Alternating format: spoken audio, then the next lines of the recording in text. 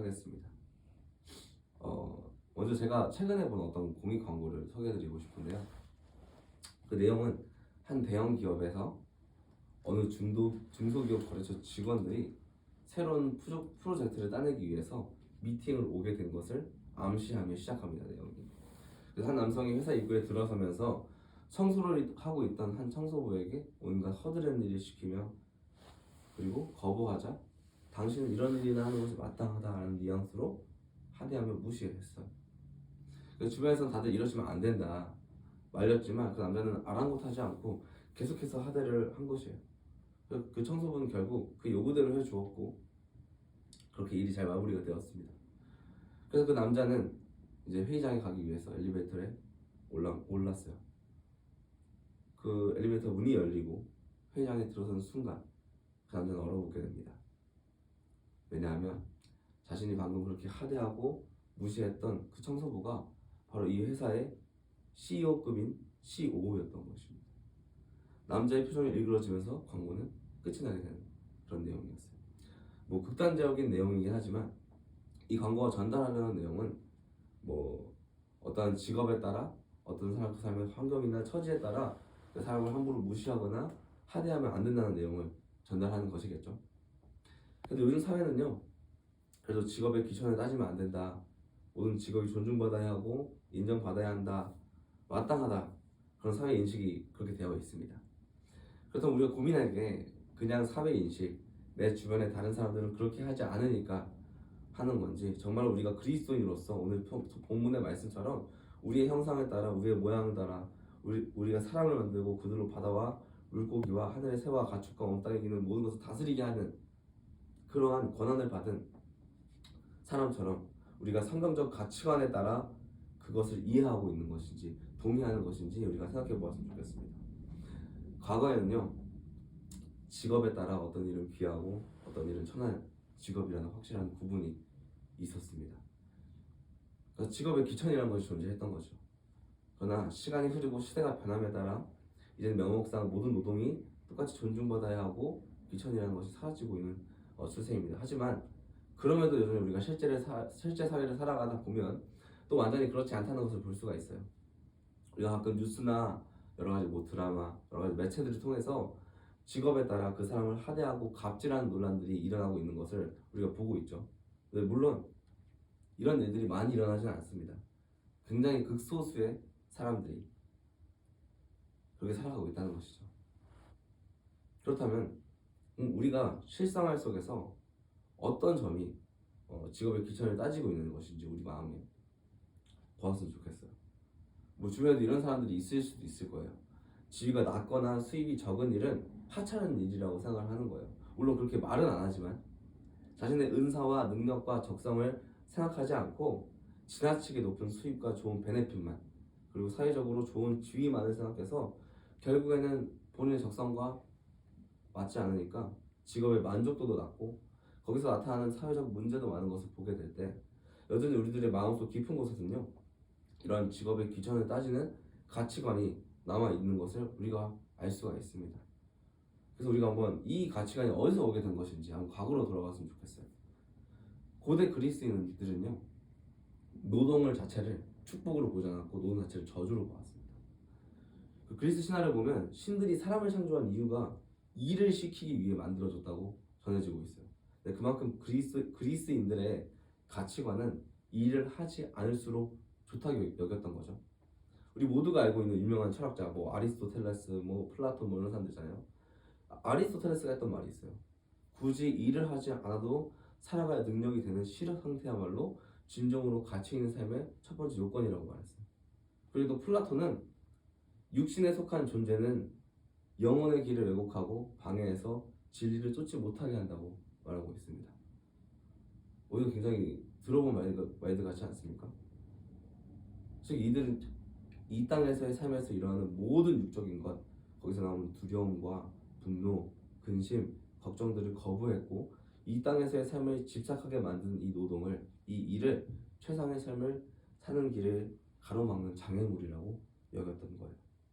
더 나아가 이것이 고대 그리스인들의 가치관이라는 것입니다. 그리스 사회구조 전체가 이러한 세계관을 지탱하고 있던 거예요. 이러한 가치관의 바탕으로 뭐 일을 안 하면 할 수는 없으니까 육체 노동이 적은 일을 귀하게 여겼고 유체 노동이 많은 일들은 천하게 보게 된 것입니다.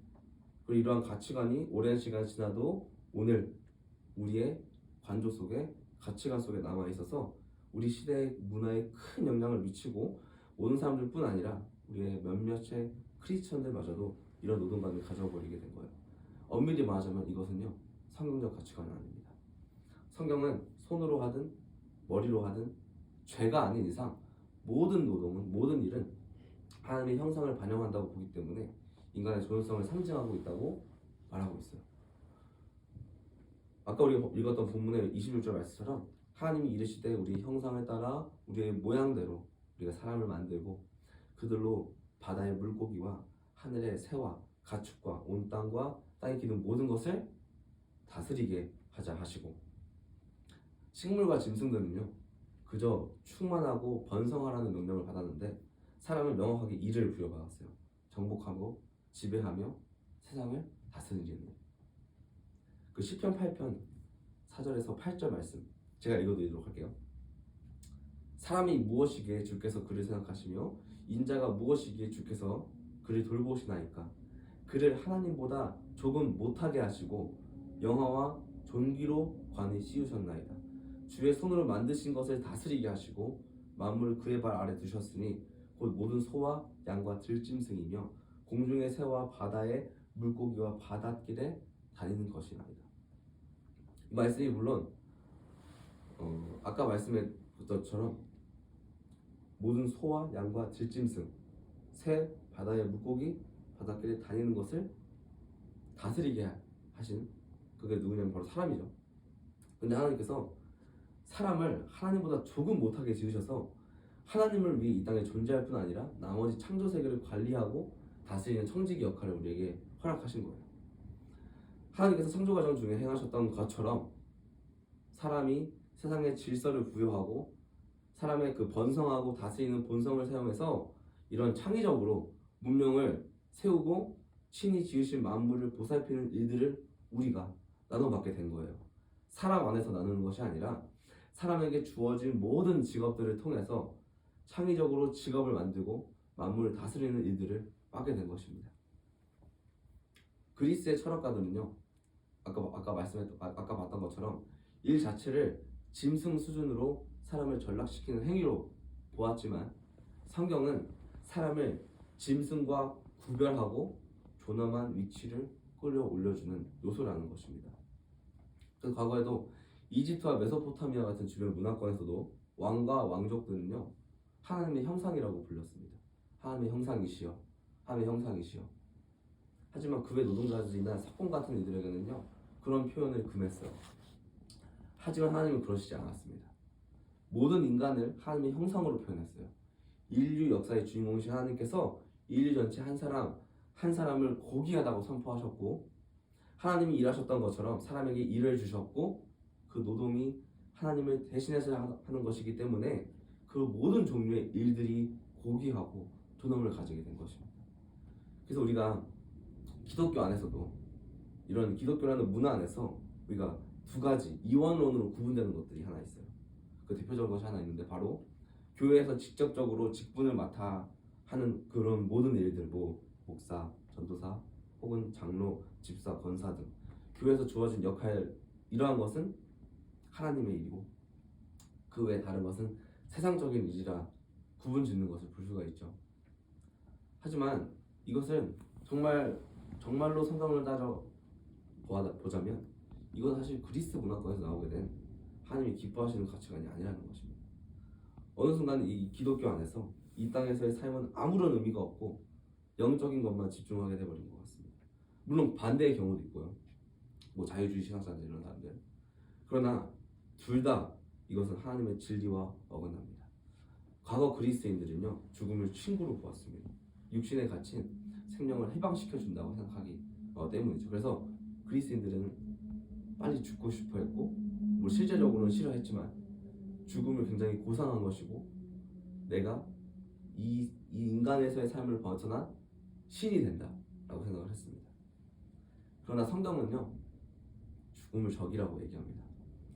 고린도서 15장 26절에 보면 맨 나중에 멸망받을 원수는 사망이니라 라고 쓰여 있습니다. 그래서 하느님이 만드신 이 세계는요, 빛이 나고 아름다울 뿐 아니라 이 땅에서 하나님의 자녀들이 영원히 살아서 예배할 것입니다.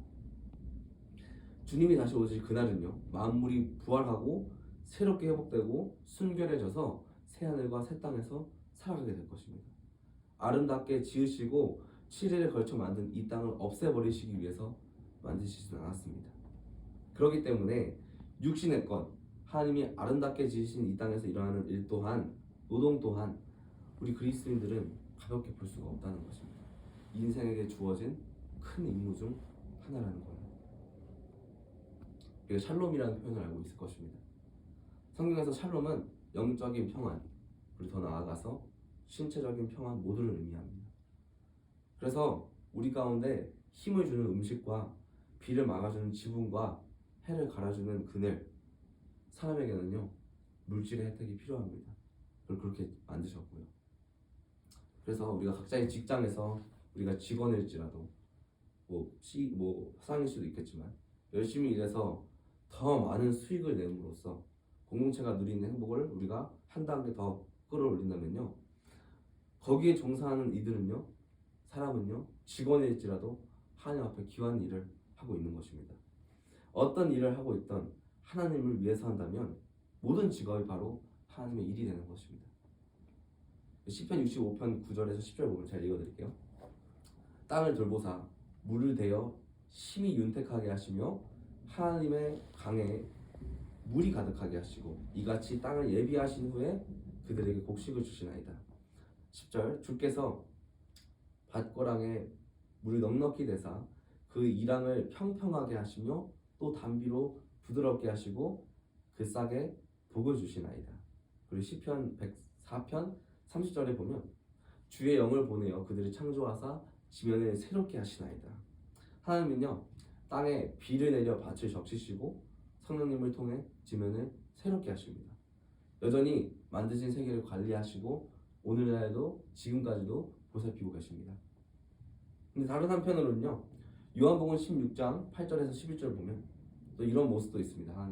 성령님께서 그가 와서 죄에 대하여 의에 대하여 심판에 대하여 세상을 책망하시리라. 죄에 대하여라 함은 그들이 나를 믿지 아니하며 의에 대하여라 함은 내가 아버지께로 가니 너희가 다시 나를 보지 못하며 심판에 대하여라 함은 이 세상 임금이 심판을 받았으리라. 아멘. 그런데요, 다른 한편으로는요, 성령님이 선지자처럼 범죄한 백성들에게 죄와 주님의 심판을 선포하신다는 것입니다. 구약에서는 에덴 동산을 가꾸시고 보살피는 정은사로 나오셨고, 또 신약에서는요, 히브리 땅에 목수로 오셨습니다. 하나님께서 정원을 돌보시는 동시에 복음을 전파하는 장면을 볼 수가 있습니다. 그렇다면 우리가 하나님이 하시는 일 중에 어떤 일이 고상하고 어떤 일이 천하다고 할 수 있을까요? 저는 하나님이 만드신 물길을 가르며 바다에 살고 있는 생선으로 또 하나님이 보살피고 기르시는 이 땅에 나는 소산물들로 사용하여 하나님께서 지으신 사람에게 기쁨을 주는 일을 하고 있습니다. 하나님께 드린다는 마음으로 하나님이 주신 음식으로 주신 것을 이렇게 만들 수도 있고 저렇게 만들 수도 있습니다. 하나님께 드리는 음식이기 때문에 청결을 유지해야 하고 또 칼이 안 되면 칼도 갈아야 합니다. 그래서 우리는요, 서로 각자 다른 직업을 가졌지만 그러한 모든 순간순간이 하나님께 드려진 예배가 되는 것입니다. 여러분들이 각자 가지고 있는 직업도 마찬가지입니다. 우리가 그리스도인이라면 누구나 자신이 하는 일을 통해 하나님의 창조와 더 나아가 번성하고 다스리는 정복하는 그 개척 사역에 동참하고 있다는 확신과 만족을 누려야 할 줄 믿습니다. 우리 날마다 이런 긍지가 있었으면 좋겠어요. 물론 쉽지는 않죠. 왜냐하면 몸이 힘들고 또는 머리가 아프고 또 피곤하니까 오늘도 또 반복이구나. 하지만 한편으로는 내가 하고 있는 이 일이 하나님께 드려질 예배일 뿐 아니라 나는 오늘도 하나님의 사역에 동참하고 있구나, 함께 하고 있구나라는 마음을 우리가 가졌으면 좋겠습니다. 자, 우리 기도하겠습니다. 하나님, 이 시간 주님 앞에 나아갑니다. 우리 삶의 일은 큰 부분을 차지하는데 우리가 때로는 그 속에서 하나님께서 허락하신 그 진정한 의미를 깨닫지 못하고 일에 치이고 때로는 직장에서 또는 가정에서 일을 할 때 하나님께서 허락하신 기쁨을 잃어버릴 때가 많음을 고백합니다. 이 시간 하나님께서 일을 통해 주신 하나님의 기쁨을 회복하게 하시고 우리가 일할 때나 쉴 때나 어디에 있든지 하나님의 기쁨을 누리는 일체의 비결을 알게 하여서 우리가 삶을 살아갈 때 빛과 소금으로 거뜬히 감당할 수 있는 여유를 허락하여 주시옵소서. 그래서 우리가 각자의 직장에서, 일터에서, 가정에서, 내 개인의 삶에서 하나님의 빛을 우리 삶을 통하여 드러내고 우리가 하는 일을 통하여 하나님의 형상을 드러내고 그래서 주변 사람들로 하여금 하나님을 알게 되고 하나님에 대해 궁금하여지는 그러한 귀한 은혜의 자리로 우리를 인도하여 주시옵소서. 신 아버지께 모든 감사드리며 예수 그리스도의 이름으로 기도합니다. 아멘.